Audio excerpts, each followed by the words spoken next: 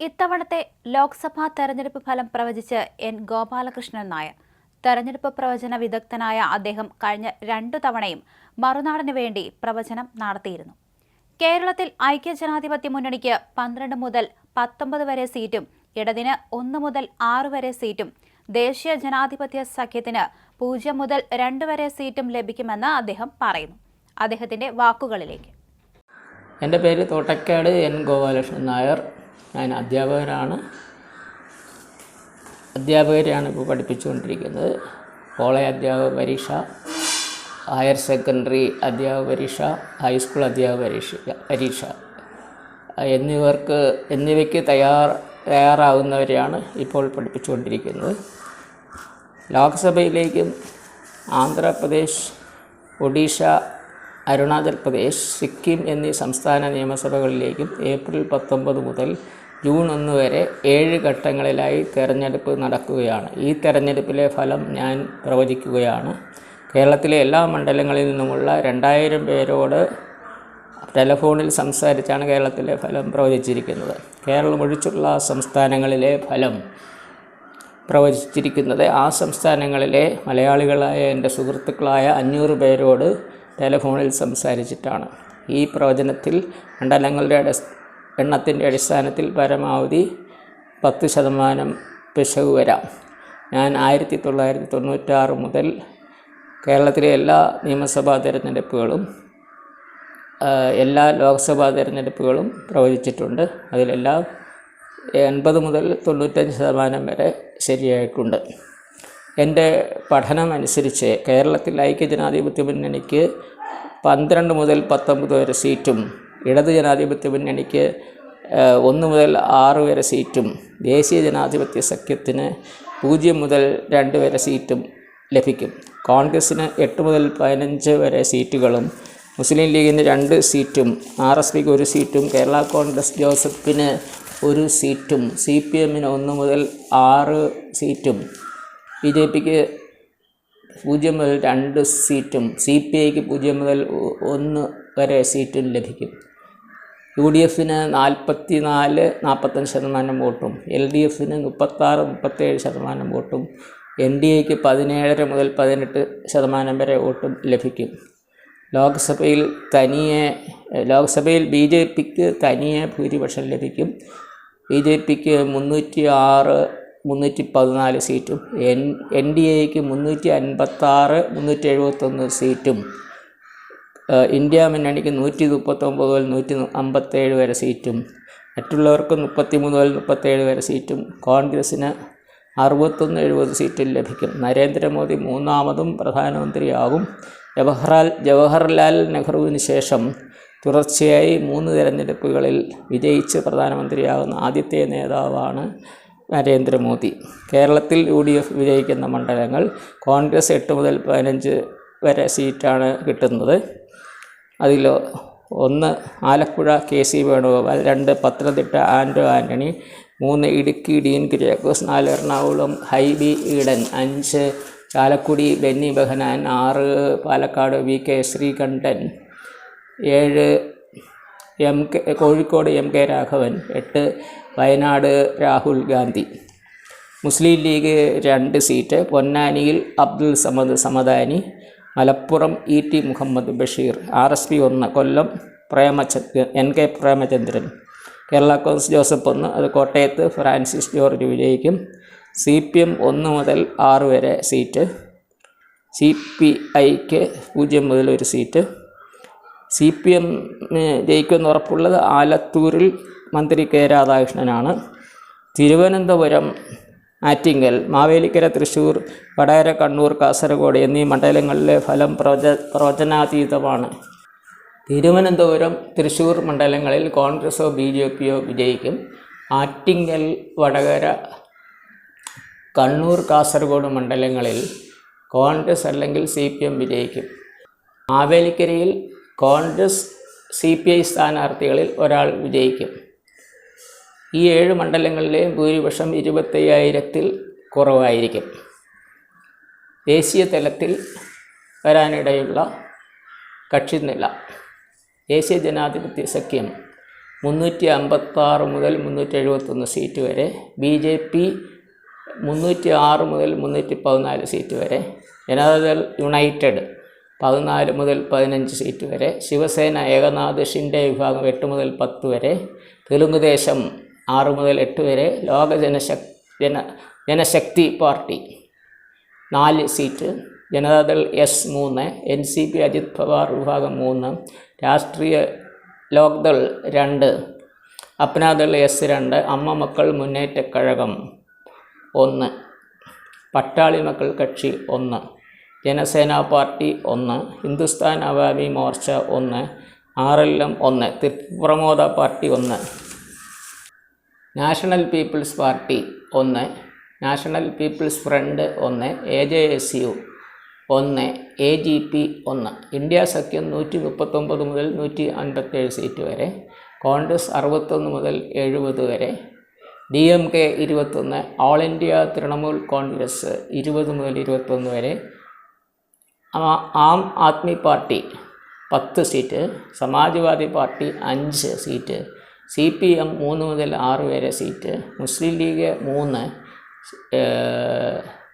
CPI 2 മുതൽ 3 seat, Shiv Sena Uddhav Thackeray 3 മുതൽ 4 വരെ സീറ്റ്, NCP ശരത് പവാർ 2 മുതൽ 4 വരെ, രാഷ്ട്രീയ ജനതാദൾ 2 മുതൽ 3 വരെ seat, national conference 3, Jharkhand Mukti Morcha 1, Kerala Congress Joseph 1, RSP 1, MDMK 1, AIUDF 1, മറ്റുള്ളവർ 33 മുതൽ 37 വരെ, YSR കോൺഗ്രസ് പാർട്ടി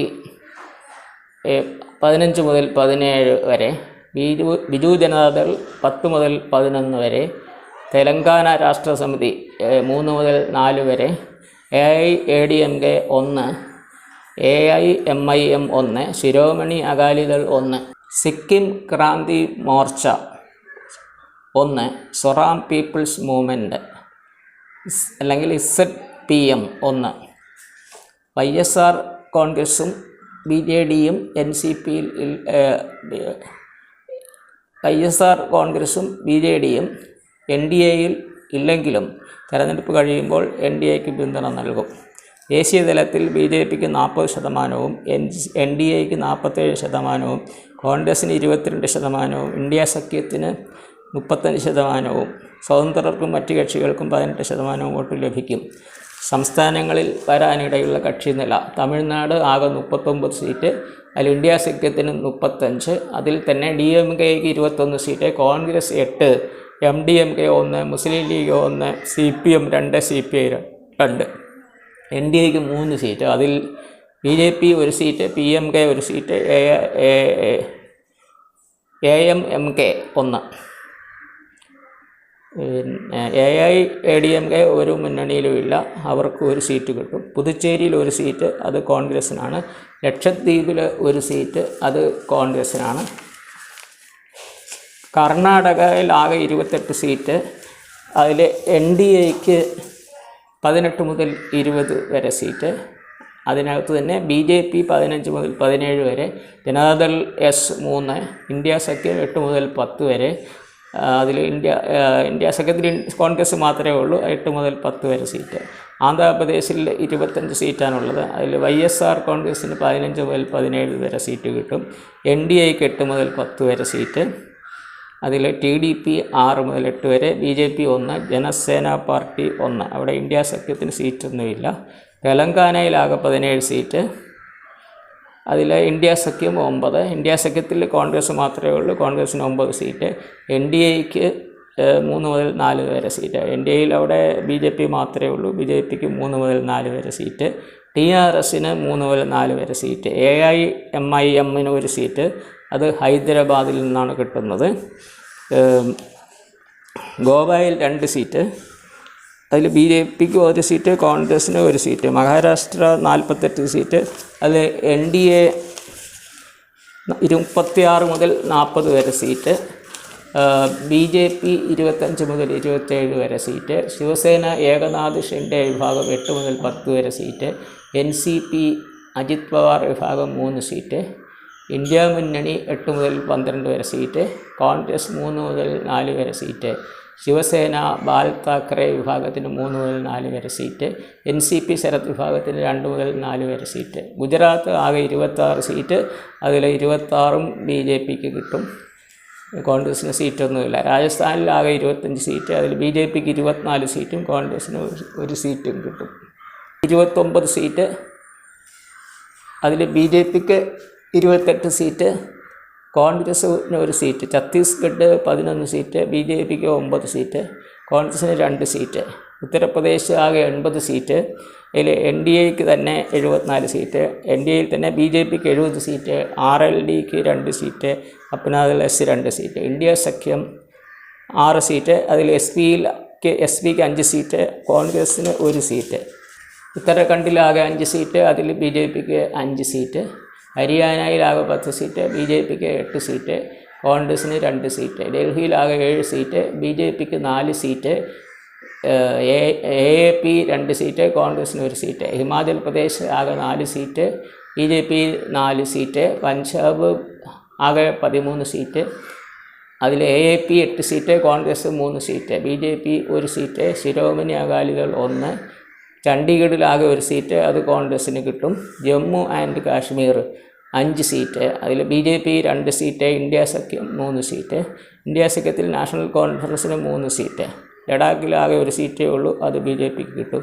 ബീഹാർ ആകെ 40 സീറ്റ്, അതിൽ NDAക്ക് 34 മുതൽ 36 വരെ സീറ്റ്, അതിൽ തന്നെ BJPക്ക് 14 മുതൽ 15 വരെ, ജനതാദൾ യുണൈറ്റഡ് 14 മുതൽ 15 വരെ, LJP 4 seat, HAM 1, RLM 1. India സഖ്യം 4 മുതൽ 6 വരെ സീറ്റ്, അതിൽ RJD 2 മുതൽ 3 വരെ സീറ്റ്, കോൺഗ്രസ് 2 മുതൽ 3 വരെ സീറ്റ്. ജാർഖണ്ഡ് ആകെ 14 സീറ്റ്, NDA 12 സീറ്റ്, അതിൽ BJPക്ക് 11 seat, all India Jharkhand students union 1 seat, India സഖ്യം 2, അതിൽ കോൺഗ്രസിന് 1, JMMന് 1. ഒഡീഷ 21 സീറ്റ്, BJP 10 മുതൽ 11 വരെ സീറ്റ്, BJD 10 മുതൽ 11 വരെ സീറ്റ്. പശ്ചിമ ബംഗാൾ ആകെ 42 സീറ്റ്, അതിൽ BJPക്ക് 20-21 സീറ്റ്, ഇന്ത്യ സഖ്യം 21-22 സീറ്റ്, അതിൽ തൃണമൂൽ കോൺഗ്രസിന് 20-21, കോൺഗ്രസിന് 1. ആസാം ആകെ 14 സീറ്റ്, NDA 11, അതിൽ BJP 10 seat, AGP 1 seat, India മുന്നണി 3 സീറ്റ്, അതിൽ കോൺഗ്രസ് 2, AIUDF 1 സീറ്റ്. ത്രിപുര ആകെ 2 സീറ്റ്, അതിൽ NDA 2 seat, BJP 1 seat, Tipramotha Party 1 seat. Arunachal Pradesh 2 seat, അതിൽ BJP 2 seat, Manipur 2 seat, 1 seat BJPക്ക്, 1 സീറ്റ് കോൺഗ്രസിനും. മേഘാലയ 2 സീറ്റ്, അതിൽ NDAക്ക് 1 സീറ്റ്, NDAയിൽ NPPക്കാണ് 1 സീറ്റ് കിട്ടുന്നത്, കോൺഗ്രസിന് 1 സീറ്റ്. നാഗാലാൻഡ് 1 സീറ്റ്, NDAക്ക് 1 സീറ്റ്, അത് NPF ആണ് 1 സീറ്റ്. മിസോറാം 1 സീറ്റ്, അത് ZPMന് കിട്ടും. സിക്കിം 1 സീറ്റ്, അത് SKMന് കിട്ടും. ആൻഡമാൻ ആൻഡ് നിക്കോബാർ 1 സീറ്റ്, അത് കോൺഗ്രസ് ആണ് കിട്ടുന്നത്. Dadra and Nagar Haveli 1 seat, BJP 1 seat. Daman and Diu 1 seat, അത് BJP 1 സീറ്റ്. മാസപ്പടി കേസ്, കരുവന്നൂർ ബാങ്ക് അഴിമതി, പിൻവാതിൽ നിയമനങ്ങൾ, വന്യമൃഗ ആക്രമം, പൂക്കോട് വെറ്ററിനറി സർവകലാശാലയിലെ സിദ്ധാർത്ഥിൻ്റെ കൊലപാതകം, കണ്ടല ബാങ്ക് അഴിമതി, ക്രമസമാധാന പ്രശ്നങ്ങൾ, പാനൂരിലെ ബോംബ് സ്ഫോടനം, ക്ഷേമ പെൻഷൻ മുടങ്ങിയത്, വിലക്കയറ്റം തുടങ്ങിയവ ഇടതുമുന്നണിക്കെതിരായ ഘടകങ്ങളാണ്. പൗരത്വ ബിൽ ഇടതുമുന്നണിക്ക് അനുകൂലമായ ഒരു ഘടകമാണ്. ഇതുമൂലം മുസ്ലിങ്ങളിൽ ചെറിയൊരു വിഭാഗത്തിൻ്റെ വോട്ട് LDFന് കിട്ടും. കോൺഗ്രസിലെ ചേരിപ്പോര് UDFന് ദോഷം ചെയ്യും. അനിൽ ആൻ്റണി, പത്മജ വേണുഗോപാൽ തുടങ്ങിയ കോൺഗ്രസ് നേതാക്കൾ BJPയിൽ ചേർന്നത് UDFന് ചെറിയ തോതിൽ ദോഷം ചെയ്യും. കോൺഗ്രസ് നേതാക്കളെ വിജയിപ്പിച്ചാൽ അവർ BJPയിൽ ചേരുമെന്നുള്ള LDFൻ്റെ പ്രചരണം മുസ്ലിങ്ങളിലും ക്രിസ്ത്യാനികളിലും പെട്ട ചിലർ വിശ്വസിച്ചിട്ടുണ്ട്. എന്നാൽ ഇവരാരും BJPയിൽ പോകുമെന്ന് ഞാൻ കരുതുന്നില്ല. വിഴിഞ്ഞം പ്രശ്നത്തിൽ ഡോക്ടർ ശശി തരൂരിൻ്റെ നിലപാടിനോട് ലത്തീൻ സഭയ്ക്ക് എതിർപ്പുണ്ട്. ഈ വിഷയത്തിൽ അദാനിക്ക് അനുകൂലമായ നിലപാടാണ് ശശി തരൂർ സ്വീകരിച്ചത്. ഹമാസിനെതിരെയുള്ള തരൂരിൻ്റെ നിലപാടിനോട് മുസ്ലിങ്ങൾക്ക് യോജിപ്പില്ല. ഇങ്ങനെയൊക്കെ ആയാലും ക്രിസ്ത്യാനികളിലെയും മുസ്ലിങ്ങളിലെയും ഭൂരിപക്ഷം ആളുകൾ ശശി തരൂരിന് വോട്ട് ചെയ്യും. ബി ജെ പിക്ക് വിജയിക്കാൻ സാധ്യതയുള്ള മണ്ഡലങ്ങളിൽ ബി ജെ പിയെ തോൽപ്പിക്കാൻ കഴിയുന്ന സ്ഥാനാർത്ഥികൾക്ക് സംഘടിതമായി വോട്ട് ചെയ്യുന്ന ഒരു പ്രവണത ന്യൂനപക്ഷങ്ങൾക്കിടയിൽ കഴിഞ്ഞ 20 വർഷമായി നിലനിൽക്കുന്നുണ്ട്. ബി ജെ പി എല്ലായിടത്തും പരാജയപ്പെടുന്നത് ഇതുകൊണ്ടാണ്. ചില ക്രിസ്ത്യൻ രൂപതകൾ കേരള സ്റ്റോറി പ്രദർശിപ്പിച്ചിട്ടുണ്ട്. ഇത് ക്രിസ്ത്യാനികൾക്കുള്ള ഒരു സന്ദേശമാണ്. ഇക്കാര്യം ഫലപ്രദമായി ഉപയോഗിക്കാൻ ബി ജെ പിക്ക് കഴിഞ്ഞാൽ അവരുടെ 25% വോട്ട് നേടാൻ ബി ജെ പിക്ക് കഴിയുകയും തൽഫലമായി തിരുവനന്തപുരത്തും തൃശ്ശൂരും ബി ജെ പി വിജയിക്കുകയും ചെയ്യും. ആനൂരിലെ ബോംബ് സ്ഫോടനം വടകരയിലും കണ്ണൂരും UDF അനുകൂലമായി തീർന്നിട്ടുണ്ട്.